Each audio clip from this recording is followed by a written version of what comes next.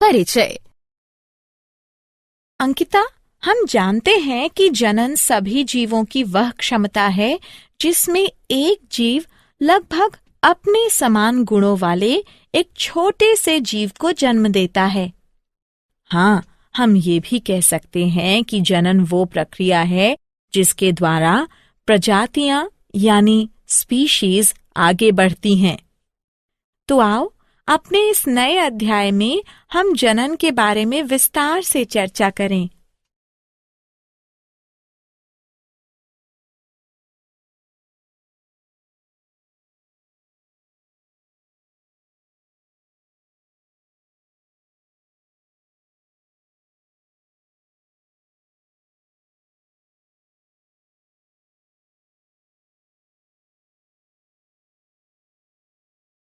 उद्देश्य।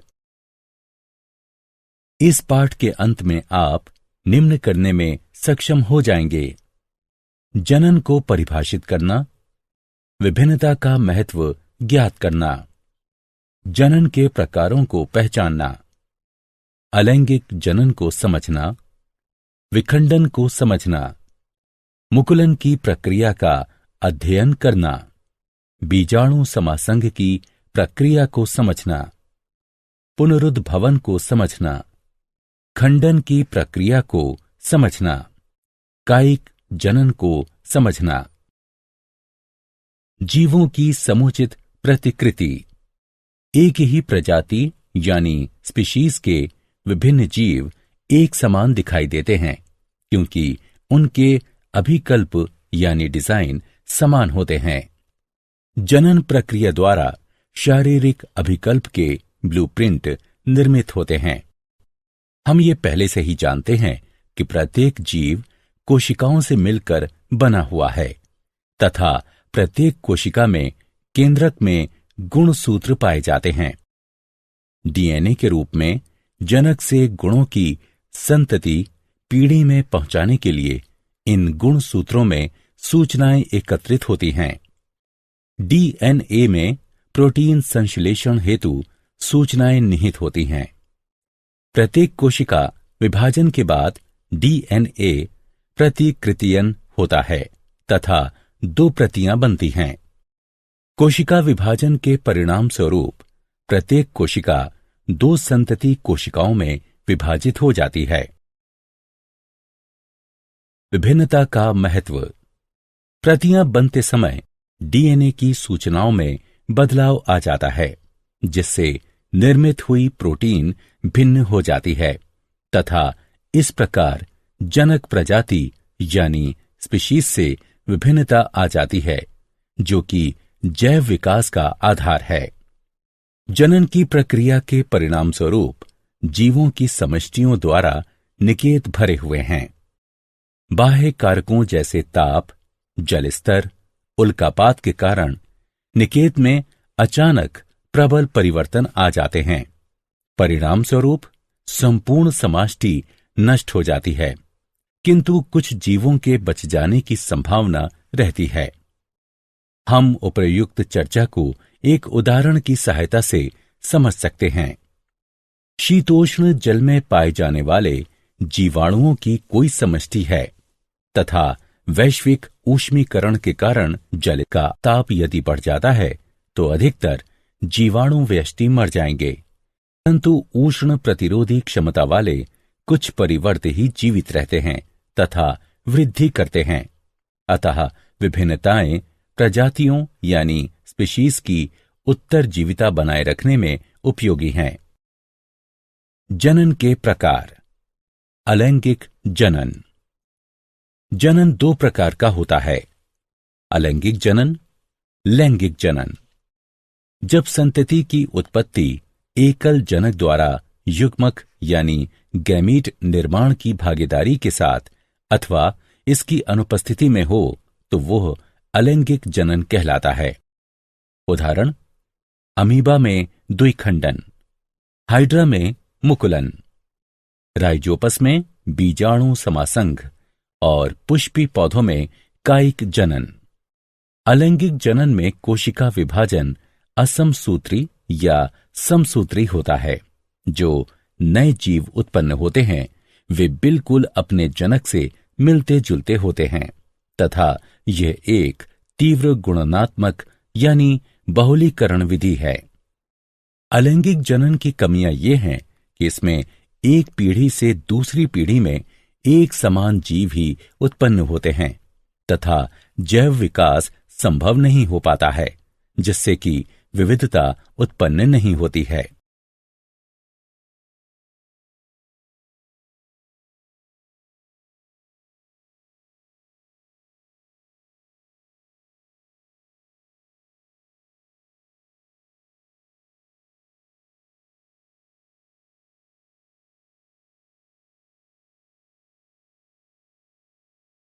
विखंडन। विखंडन में पूर्ण विकसित जनक दो या दो से अधिक संततियों में विभक्त हो जाता है। एक कोशिकीय जीवों जैसे अमीबा, पैरामीशियम तथा अन्य प्रोटोजोआ में अलैंगिक जनन की यह सबसे सरल विधि है।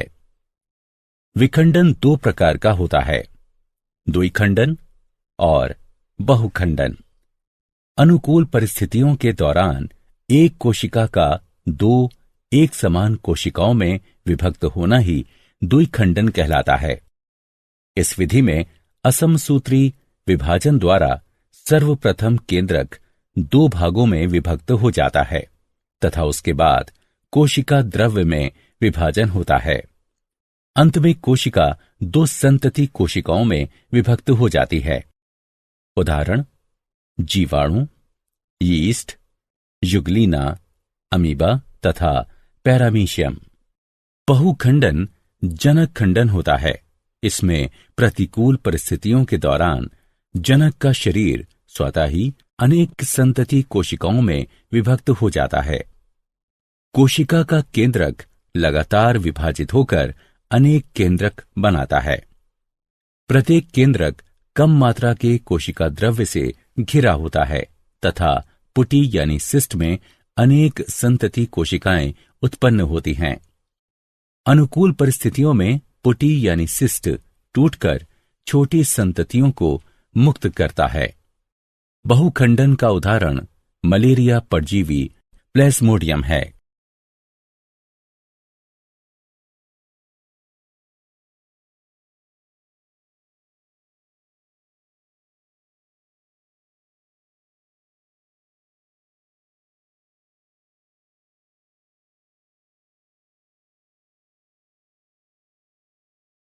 मुकुलन। मुकुलन में एक या एक से अधिक एक कोशिकीय या बहुकोशिकीय बाह्य वृद्धि, जिन्हें कलिकाएं कहते हैं, जनक शरीर के ऊपर या अंदर उत्पन्न हो जाती हैं। हाइड्रा पुनर्जनन की क्षमता वाली कोशिकाओं का उपयोग मुकुलन के लिए करता है और इसके कारण एक स्थान पर कलिका यानी मुकुल विकसित हो जाती है। यह कलिका यानी मुकुल वृद्धि करके एक नन्हे जीव में बदल जाता है तथा पूर्ण विकसित होकर जनक से अलग होकर स्वतंत्र जीव बन जाता है।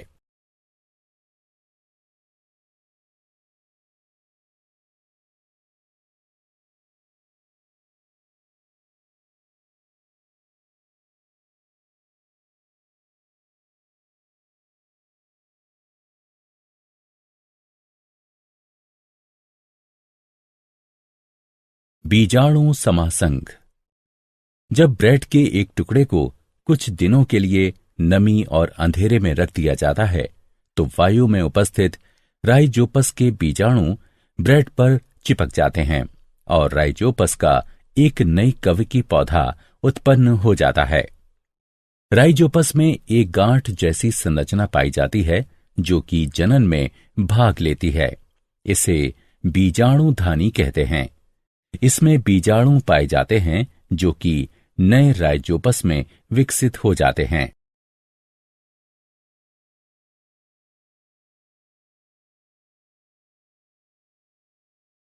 पुनरुद्भवन यानी पुनर्जनन। पूर्ण रूपेण विभेदित जीवों में अपने कायिक भाग से नए जीव के निर्माण की क्षमता को पुनरुद्भवन कहते हैं। इसमें जीव के शरीर का कटा या टूटा हुआ भाग वृद्धि या पुनरुद्भित होकर एक नया पूर्ण जीव विकसित हो जाता है। सरल जीव जैसे हाइड्रा और प्लेनेरिया को कई टुकड़ों में काट देने पर प्रत्येक टुकड़ा विकसित होकर पूर्ण जीव का निर्माण कर देता है।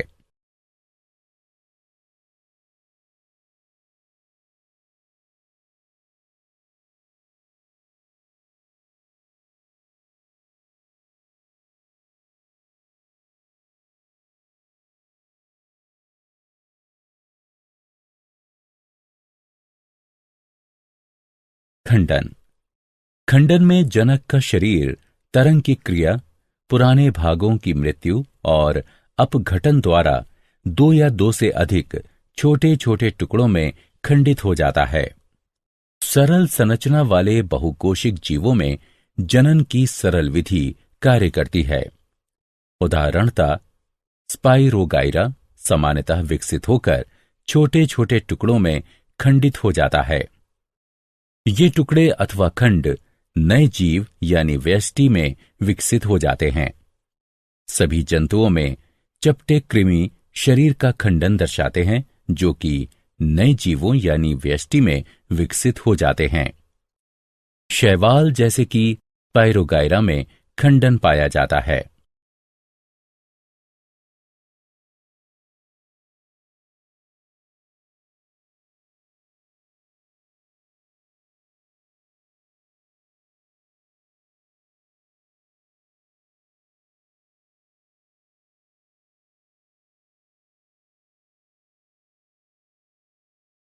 कायिक जनन।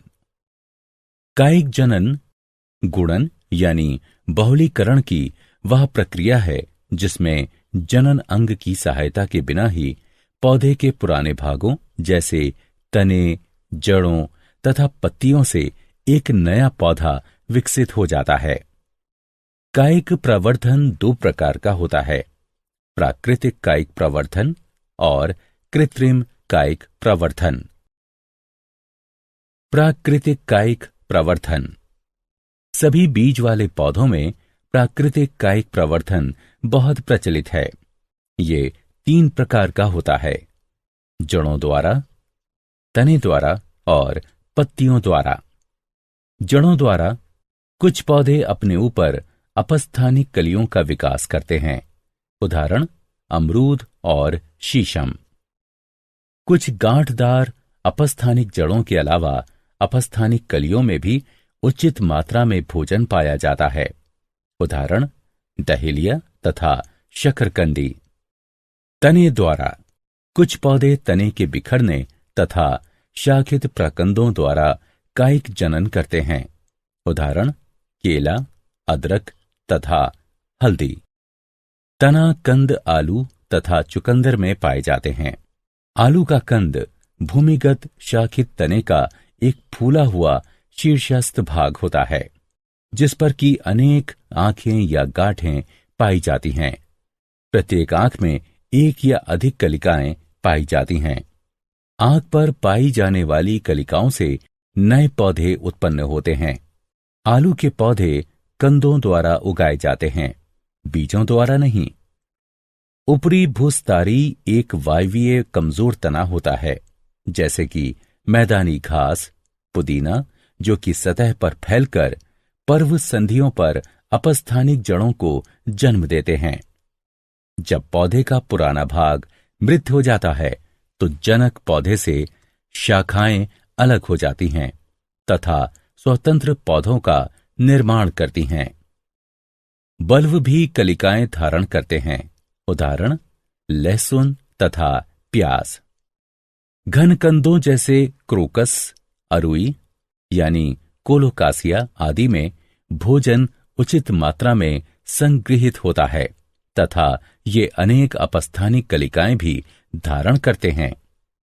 पत्तियों द्वारा कुछ पौधों में मांसल पत्तियों के कटीले यानी खांचे युक्त पार्श्व अपस्थानिक कलिकाओं को धारण करते हैं।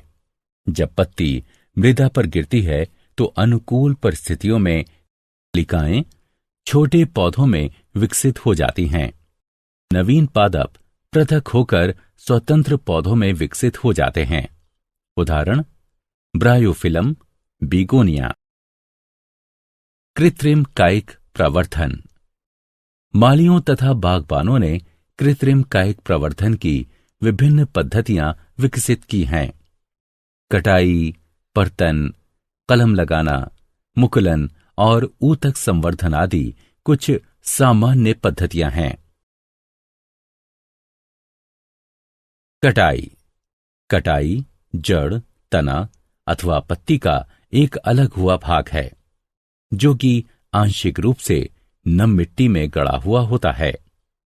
अनेक पौधे जैसे गन्ना, गुलाब, नींबू, अंगूर, कोकोआ, बोगेनविलिया आदि कटाई के माध्यम से ही प्रवर्धित किए जाते हैं।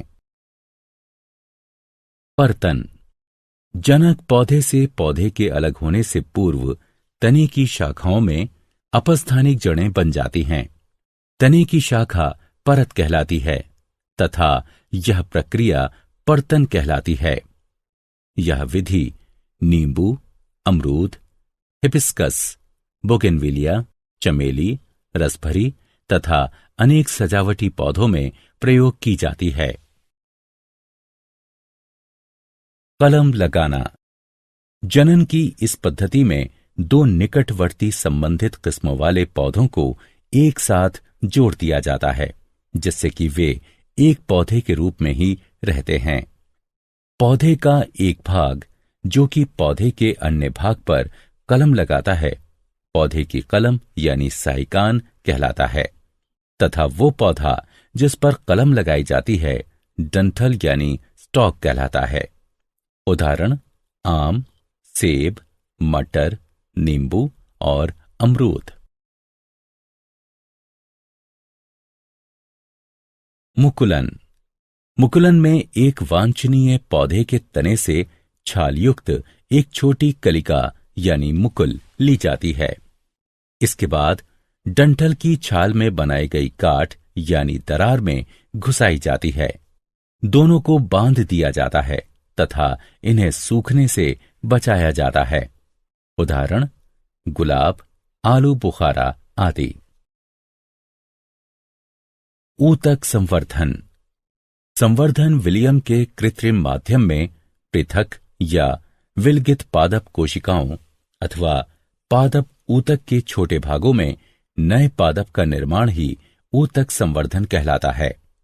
पौधे के वृद्धि वाले सिरे से ऊतकों अथवा विलगित कोशिकाओं को हटाकर तथा उन्हें कृत्रिम माध्यम में रखकर पौधों को विकसित कराया जाता है। पादप ऊतक विभाजित होकर कोशिकाओं के छोटे समूह बनाते हैं जिन्हें कैलस कहा जाता है। कैलस को एक ऐसे अन्य माध्यम पर स्थानांतरित किया जाता है जिसमें कि वृद्धि तथा विभाजन के लिए हार्मोन पाए जाते हैं जिससे कि पादपक या छोटा पौधा बनता है। बने हुए पादपक को गमलों या मृदा से प्रतिरोपित किया जाता है जहां वे वृद्धि करके विकसित पौधे बना सकते हैं। यह बाह्य यानी इन विट्रो सूक्ष्म प्रवर्धन भी कहलाता है क्योंकि यह प्रक्रिया एक परख नली यानी टेस्ट ट्यूब में एक कृत्रिम पर्यावरण का प्रयोग कर जनक पौधे के बाहर होती है। यह सजावटी पौधों जैसे ऑर्किड, डहेलिया तथा कॉर्नेसन के लिए प्रयोग की जाती है।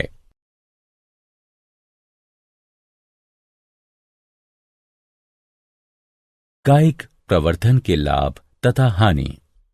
आइए कायिक प्रवर्धन से होने वाले कुछ लाभों तथा हानियों की चर्चा करते हैं। लाभ। कायिक प्रवर्धन एक सस्ती, आसान तथा तेजी से होने वाली प्रक्रिया है। कायिक प्रवर्धन द्वारा जनक पादप के गुण यानी लक्षण संग्रहित रहते हैं। कायिक प्रवर्धन उस पौधे के प्रवर्धन में भी सहायक है जो कि जीवन शक्ति वाले बीज उत्पन्न नहीं करता है। हानियां। कायिक प्रवर्धन से पौधों की संख्या में आवश्यकता से अधिक वृद्धि हो जाती है। इसमें कोई भी जैव विभिन्नता नहीं पाई जाती है तथा पौधे पर्यावरण के कम अनुकूल हो जाते हैं। जनक पादपों में पाए जाने वाले रोग संततियों में स्थानांतरित हो जाते हैं।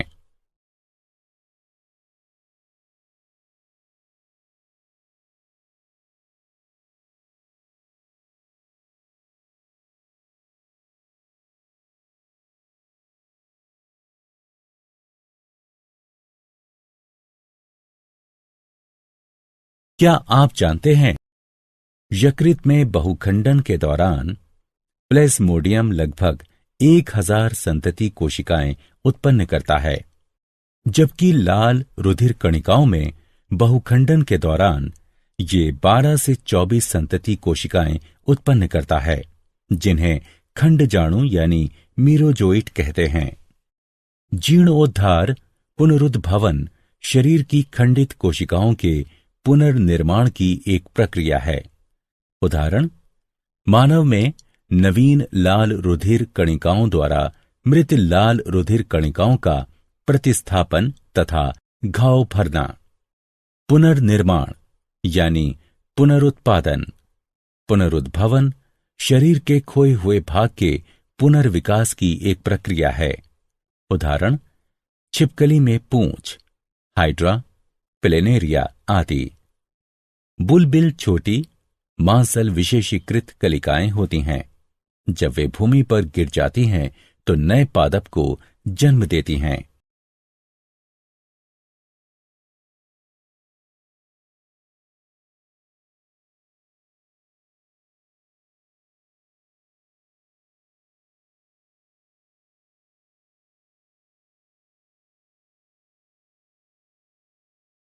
सारांश। आइए हमने जो कुछ सीखा है उसे संक्षेप में दोहराएं। वह प्रक्रिया जिसमें वर्तमान यानी मौजूदा जीवों से नए जीव की उत्पत्ति होती है, जनन कहलाती है। अलैंगिक जनन में नए जीव एक ही जनक से बनते हैं। कुछ जीव जैसे स्पाइरोगायरा सामान्यतः विकसित होकर छोटे छोटे टुकड़ों में खंडित हो जाते हैं। ये टुकड़े अथवा खंड नए जीव यानी व्यष्टि में विकसित हो जाते हैं। पौधों जैसे मनी प्लांट, गुलाब, अंगूर आदि में कायिक प्रवर्धन कटाई द्वारा होता है। पर्तन में पौधे की शाखा का सिरा भूमि की तरफ मुड़ यानी झुक जाता है तथा नम मृदा द्वारा ढक जाता है। कलम लगाने में दो निकटवर्ती संबंधित किस्मों वाले पौधों को एक साथ जोड़ दिया जाता है, जिससे कि वे एक पौधे के रूप में ही रहते हैं। जंतुओं में अलैंगिक जनन की विभिन्न प्रक्रियाएं विखंडन, मुकुलन, खंडन तथा पुनरुद्भवन हैं।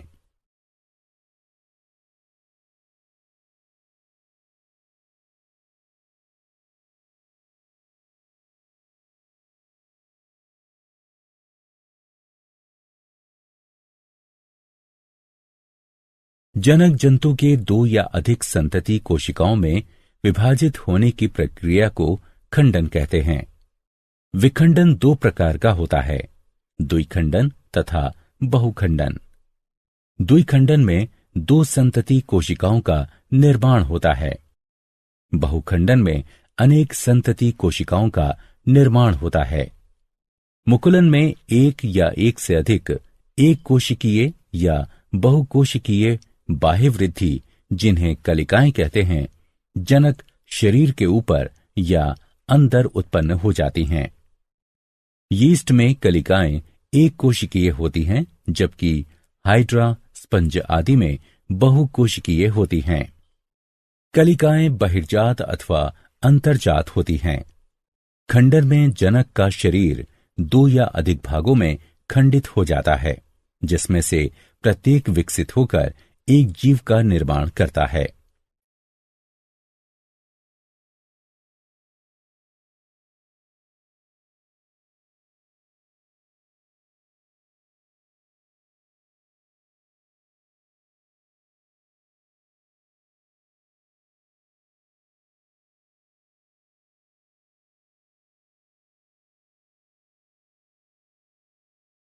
पूर्ण रूपेण विभेदित जीवों में अपने कायिक भाग से नए जीव के निर्माण की क्षमता को पुनरुद्भवन कहते हैं।